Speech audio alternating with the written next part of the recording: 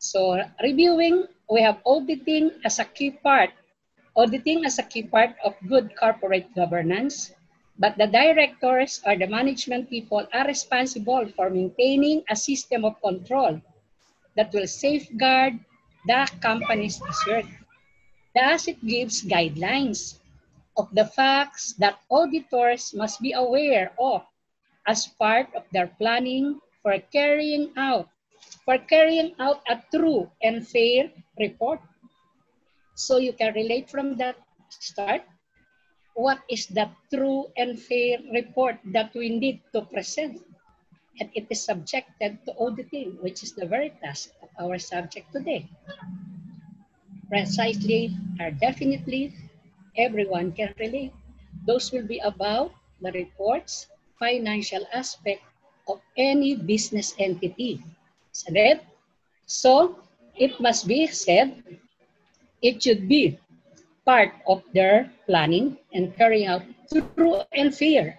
So because of auditing, it is a must that we need to present FS, that is financial statements with way of saying accurate in terms of the figures that will be presented. Why? Because the main essence, the very duty of auditors is to pinpoint what transpired.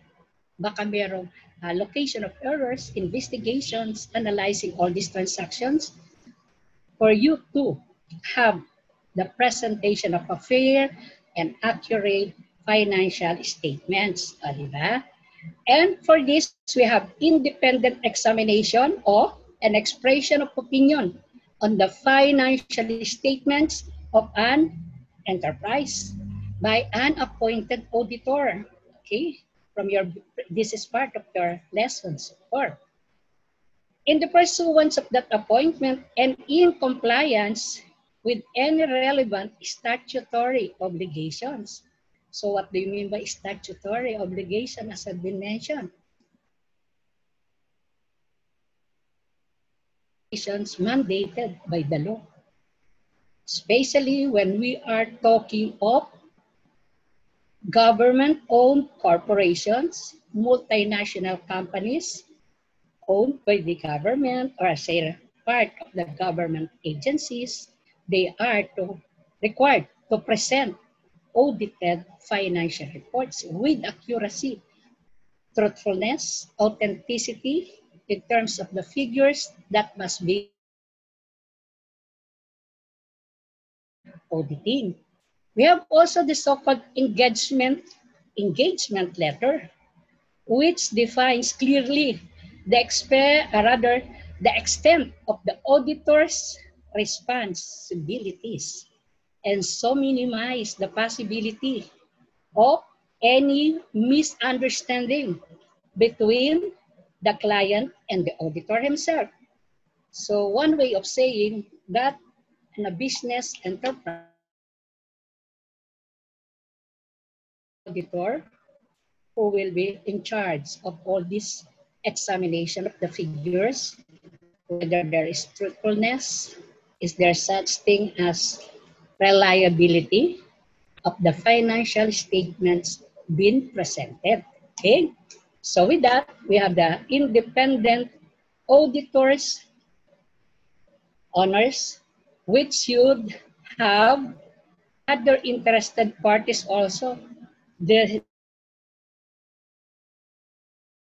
But it is, of course, part of non-statutory statutory obligation. When you say non-statutory obligations, it's not mandated by the law, but there is a need to do it. Okay? So, simple review, and we will go ahead with the discussion now of, say, for example, but from time to time, please listen. If I am injecting some ever been forgotten, here is Dr. Llano to give some inputs which are truly necessary to widen the horizons of your accounting knowledge, most specifically in your auditing. Isn't it? So to that, from time to time, I said, aside from the given slides now, which you will be viewing by our Professor Marlon, primary purpose of which is to say what? Facilitate more knowledge, to gather more information about the very topic, the very subject of Accounting 6488. So this is about, hello Sir Marlon, the audit process, verification of assets and liabilities. So take note that in the process of this auditing tasks, we are focused, take note by the mere caption title given in our module, the two very important elements, sabi ng ibang authors, foreign from accounting elements, they call it flavor of accounting. So everybody in our group now can relate this. What do you mean by verification of assets and liabilities? So your ALC again. So this needs to have a focus, attention of an auditor to verify everything as well. Okay? So again, the objectives of our lesson comprised here in our chapter 5 is to explain down the nature and importance of verification of assets and liabilities. What are the significant things to consider? Why do we have to verify up to the last centavo? I said when we are talking of accounting, there must be truthfulness to everything. So verification of assets and liabilities. Assets, for everybody's knowledge, is concrete. In your mind, what are these assets? What are these liabilities? Isn't it? When we are talking of assets, owned by the business. Lahat ng pag-aari. So things of value, what else? Cash equivalents, cash, services, owned by the ops. We have from your basic subjects of accounting, classifications. It can be categorized as what? Current assets. We have the so-called long-term investments. We have the so-called fixed assets. Slash for LLA, long-term assets, or PPE, plant, property, and equipment. Isn't it? And you know exactly those classifications. Am I right? Okay, then we have also long-term investments as well as intangible assets, which are taken in detail in some previous lessons that you have. Okay, in terms naman of liabilities, which is the very number one objective of our chapter today, liabilities, we have two kinds of liabilities, not to be forgotten, because without blinking of an eye, an accounting student has it. Am I right? So I said, we have these so-called, anyone from the class? Okay, so these are what? We can have classification as to short-term liabilities or loans being used for current liability under what? Non-current liabilities. Okay? Everybody can relate. So all liabilities, obligations, amounts owed by the business. Okay? Payables, whether it is accounts payable, notes payable, loans payable, they are all falling under trades payable. Once they are payables to be settled by a certain company, very term liabilities. Am I clear now? So number 2, explain the importance and purpose of substantive procedures in relation to financial statement assertions concerning assets and liabilities. Again, when you say substantive procedures,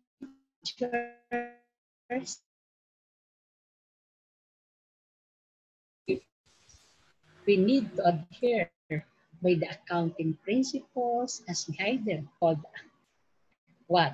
We have the very course of having your international standard reporting system. Those are other in the course of your concept of assets and liabilities, other principles to be taken into account because they are assets and liabilities of a certain company, regardless of whatever business entity you are dealing with. Whatever form, whether it is a sole, pertinent things will be. Say, for example, to this partnership, corporation, whether it is a service, merchandising, or manufacturing, everything must be having the same procedure. Okay? Explain down the sources other issues on audit evidence. So we will be having those things in terms of audit evidence. Oops, maray tayo dyan pwedeng sabihin. No? When you say audit evidence, that can be pertaining to, it is an activity, auditing. When you say audit evidence, auditing is an evidence of gathering exercises. So gathering exercise out to confirm the assertions made by the management in carrying out the management duties and in producing accounts meant to give a true, again, and fair view. Okay? So that is your audit evidence, as has been mentioned in our number 3 objectives of our chapter. Okay? So under this audit assertions made by the management, expressed or implied by every item in the account. Take note, we have to assess the quantity and quality of audit evidence. Not just audit evidence, but we have to come into, is it really with, say, the quality of these documents being presented as proof or evidences of your audit works? Having your audit evidence, it must be relevant, it must be reliable, and sufficient. That's why it was mentioned the quality, quantity of documents to be audited. Okay? So this is it now. Despite any reliance on any controls, this will elaborate that the author must substantiate the substance of the accounts. Substantiate the substance of the accounts. You must obtain evidence that the accounts give a true and fair view. To do that, he has to verify the amounts attached to assets and liabilities in the accounts. Okay, given the presentation of these accounts, as we will be assuring that these are with truthfulness. Upon viewing, they have some sort of verifications. They need to come up with these different steps to verify the authenticity. Is it really with the correct or accurate figures as presented? Okay. And then comes in mind at all time the objects of the author and the purpose of the evidence being sought. Under your International Standard Auditing Procedure 501, audit evidence was introduced also in Chapter 4. Those are given already with those important terms to remember from our Chapter 4, in which we establish the financial statement assertions of number one, auditor must see to it that the existence of such FS are again with, is it verifiability? Is it with truthfulness? Is it with accuracy? Okay. Right and obligations. What are the rights and obligations of an auditor in terms of examining these accounts? Okay. We have the occurrences, the different events business operations. That's why we have the different steps in the accounting cycle before you can produce an FS. Am I right? Okay. The completeness. Okay. The valuation. So valuation in terms of our current currencies, the Philippine currencies. Measurement. Is it with true measurement? So examining the FS or financial reports. We have also presentation and disclosure. Yes, presenting it for an auditor's examination, the disclosure must be given emphasis because there are possible disclosures coming from the credit memo, debit memos, which are to be supported by underlying documents because the auditor must see to it that they are cases wherein the auditor would like to question something about the presentation and disclosure of the financial statements. Okay? So next we have the definition of key terms. Definition of key terms, Sir Marlon. So while we have it,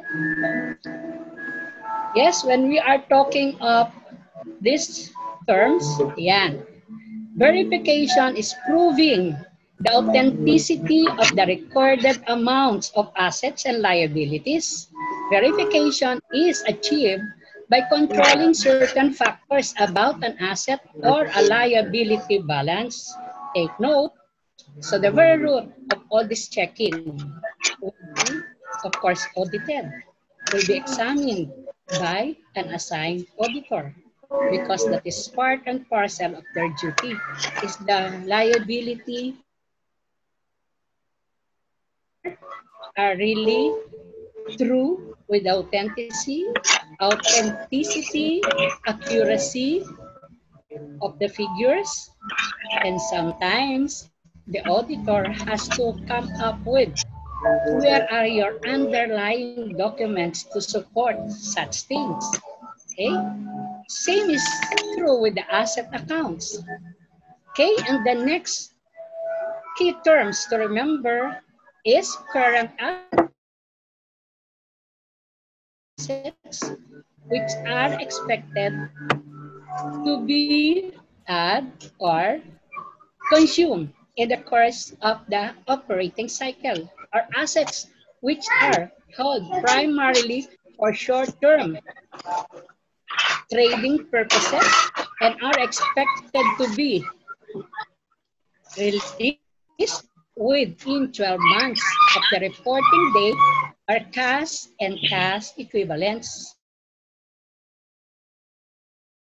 Of current assets, these are assets which are normally easily convertible into cash within an accounting period. So common knowledge of all accounting students, what do you mean by accounting period?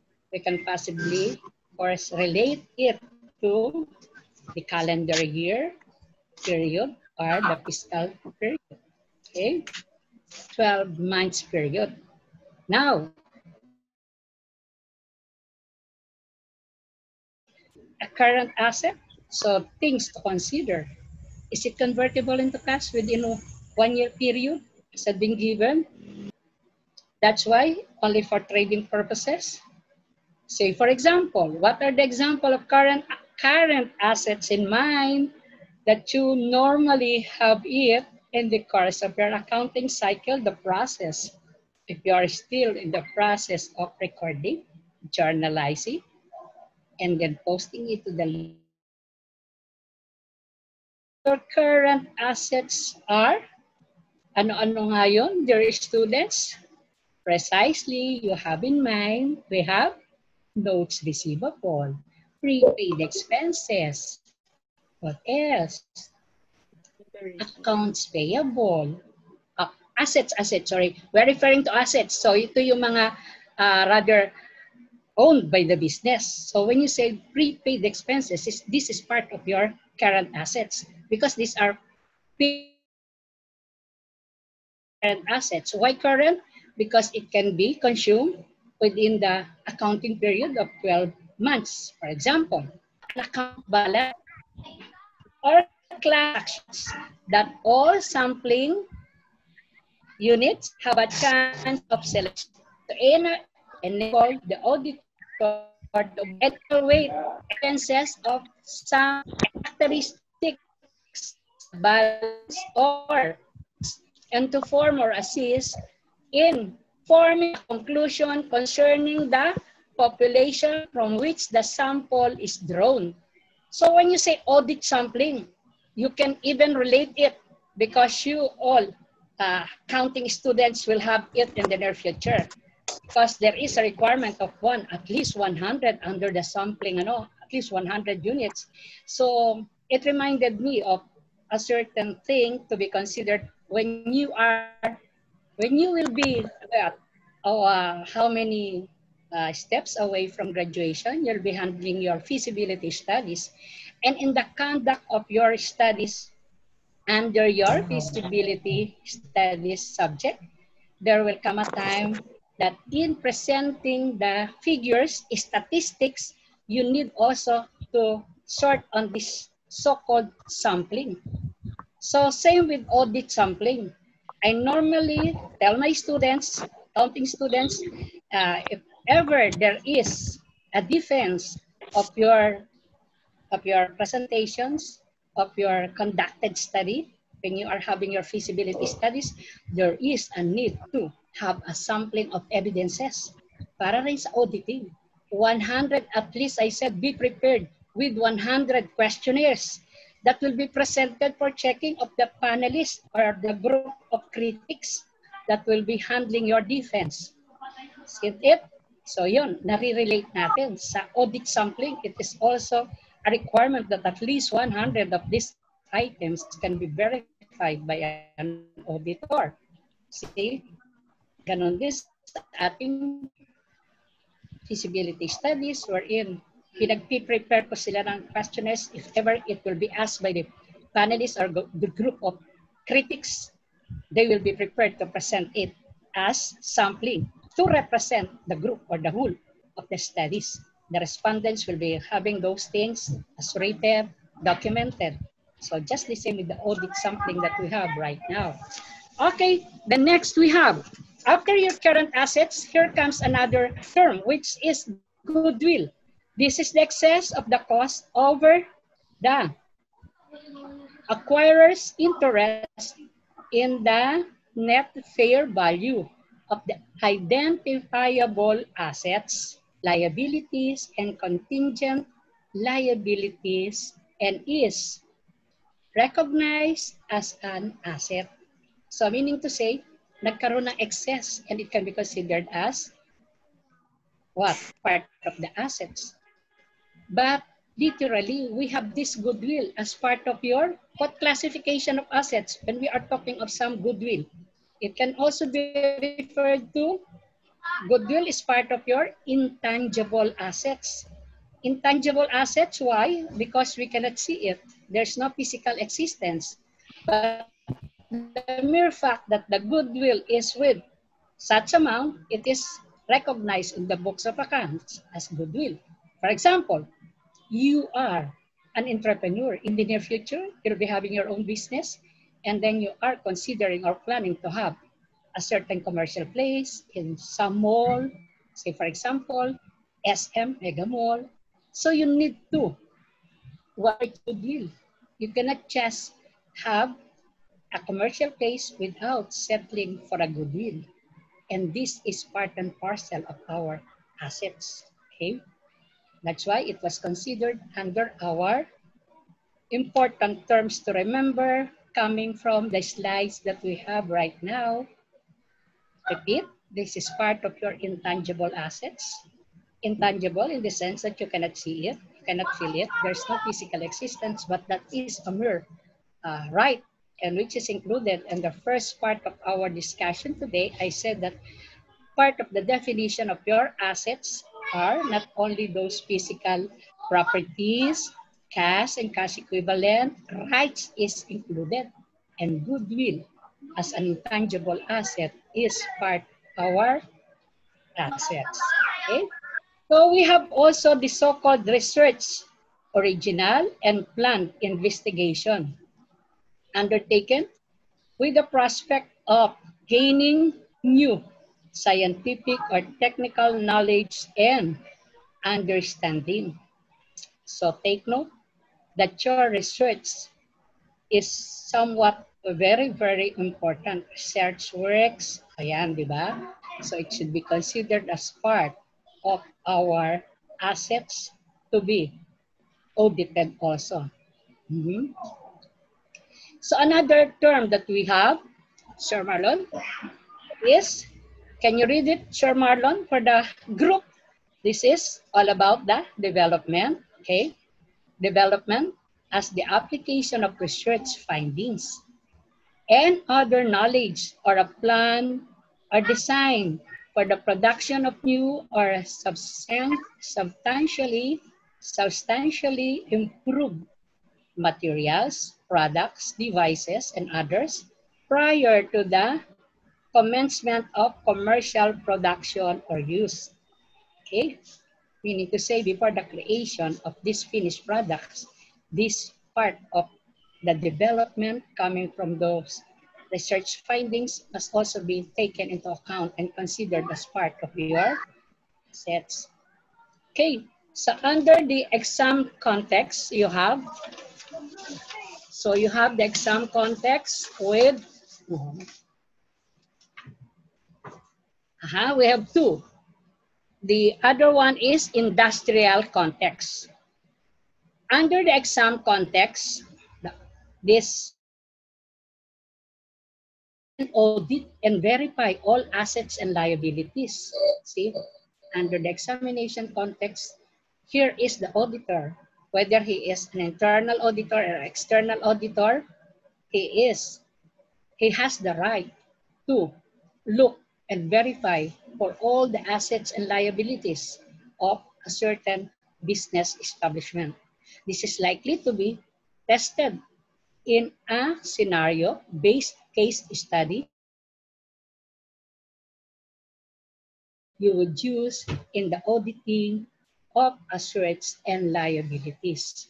See? So under the examination context, you cannot refrain any auditor will be assigned to get a study, an investigation of all these things that will be concerning the, again, the reliability of the figures in terms of the assets and liabilities accounts of a certain company. Tantamount are really a very important aspects of our accounting studies,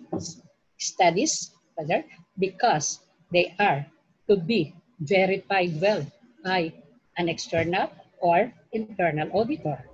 So that, because when we have external auditor, it is a must that the accounting people of a certain company must be very cooperative for whatever documents to be the external auditor is conducting must be given. It should be with transparency, or else the judgment as an auditor, the audit report will be affected. Okay? Under the industrial context, all companies have assets and liabilities which the auditor verifies. In the general conduct of an audit, this is an area the auditor has to is highly unacceptable in practice. See, so what had been given under this process, all companies are required under the Companies Act. We have the so-called Companies Act, wherein everything, all the supplementary supporting documents, when the auditor is trying to have under this industrial context, it must be or investigation, perhaps so that an audit really made an in-depth opinion, judgment under the industrial context. Okay, so we have our stable ano, di ba ako nakakonect? Okay, under the substantive procedures, we have it, Sir Marlon, the auditor needs to with substantive procedures.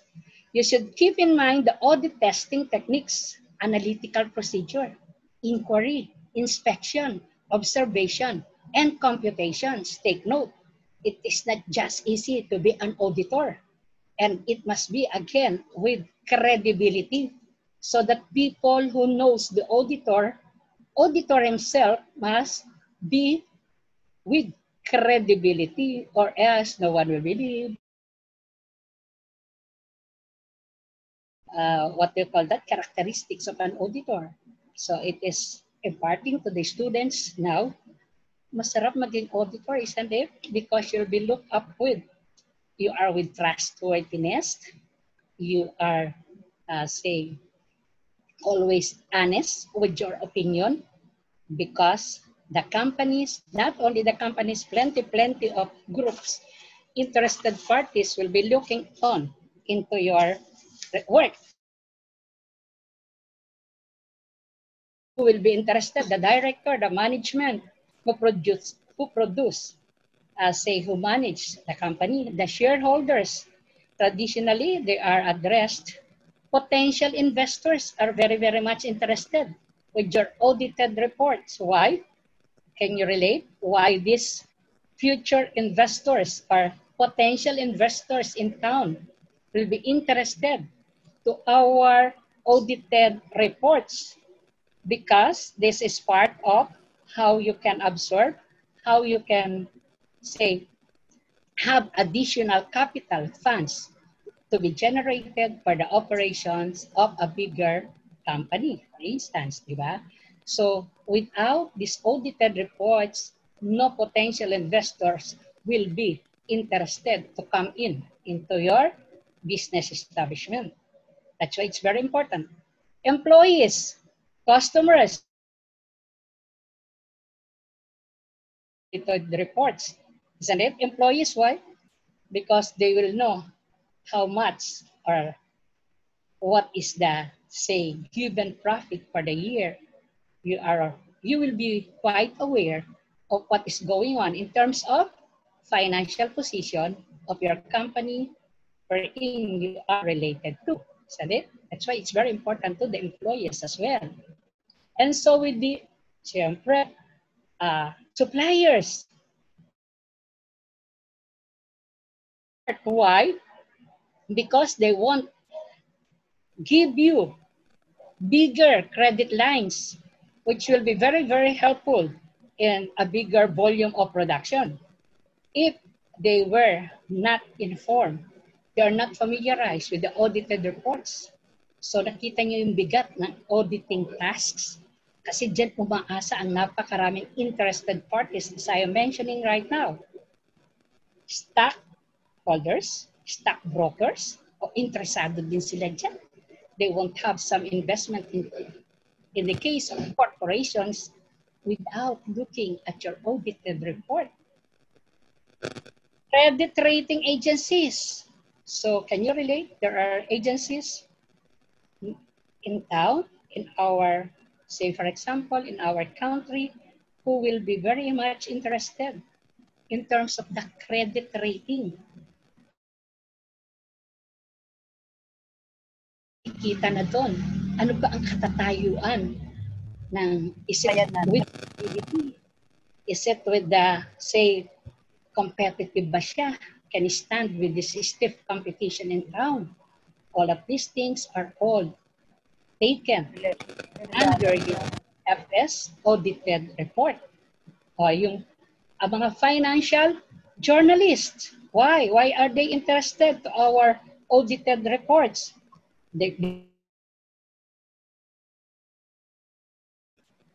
Because it is again mandated when you are connected with the, say, multinational companies, corporations owned by the government, owned by the government, to have it with transparency. So pinupubliko yan. The audited financial reports must be part of their legal parts, rather parts of their obligation to legally present it. Financial journalists, napaka-interested. Trade unions. O bakit kaya yung mga trade unions? They are also interested. Why? Siyempre, yung mga union. Especially when you are with multinational companies. Private multinational companies are with very strong trade unions. They are after this audited financial report to assess CBA. What is CBA?